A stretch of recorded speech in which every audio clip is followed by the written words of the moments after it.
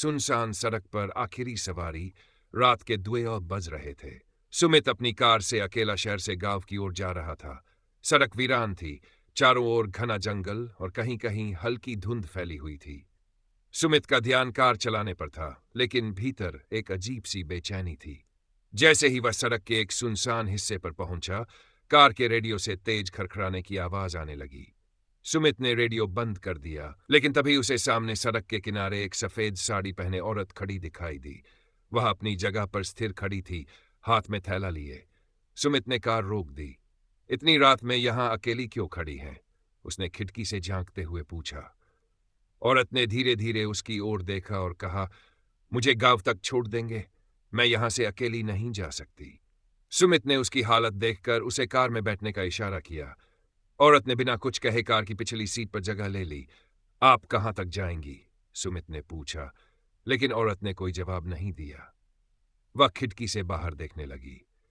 कुछ मिनट बाद सुमित को एहसास हुआ कि कार में ठंडक बढ़ गई है, जबकि उसने ऐसे ही बंद कर रखा था। उसने रियर व्यू मिरर में देखा तो उसका दिल थक से रह गया।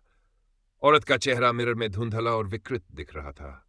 सुमित ने तुरंत ब्रेक लगाई और पीछे मुड़कर देखा। वह औरत अब गायब थी। उसकी जगह पीछे की सीट पर गीले पैरों के निशान थे, जो सीट से उतरकर कार के फर्श तक जा रहे थे। डर के मारे सुमित ने कार का दरवाजा खोला और बाहर निकल आया, लेकिन बाहर अजीब सन्नाटा था। उसने इधर उधर देखा तो सड़क पर कोई नहीं था। तभी पीछे से औरत की वही ठंडी आवाज सुनाई दी, कहां जा रहे हो? सवारी अभी खत्म नहीं हुई। सुमित ने घबरा कर पलट कर देखा। वह औरत सड़क के बीचों बीच खड़ी थी, लेकिन अब उसकी आंखें लाल और चेहरा भयानक हो चुका था। सुमित ने कार में बैठकर उसे स्टार्ट करने की कोशिश की, लेकिन कार ने जवाब देना बंद कर दिया। औरत धीरे धीरे कार की ओर बढ़ने लगी। सुमित ने घबराकर कार का हॉर्न बजाया, लेकिन आवाज के बजाय हॉर्न से किसी के चीखने की भयानक ध्वनि निकलने लगी।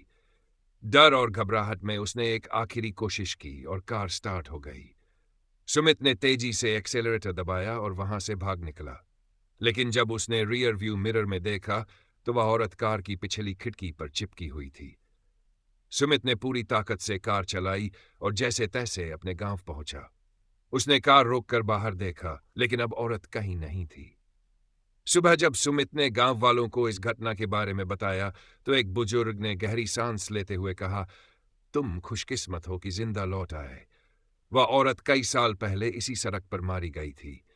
अब हर रात वह किसी को सवारी के लिए रोकती है, लेकिन उसे मंजिल तक कोई नहीं पहुंचा पाता। उस दिन के बाद सुमित ने रात में कभी अकेले कार चलाने की हिम्मत नहीं की।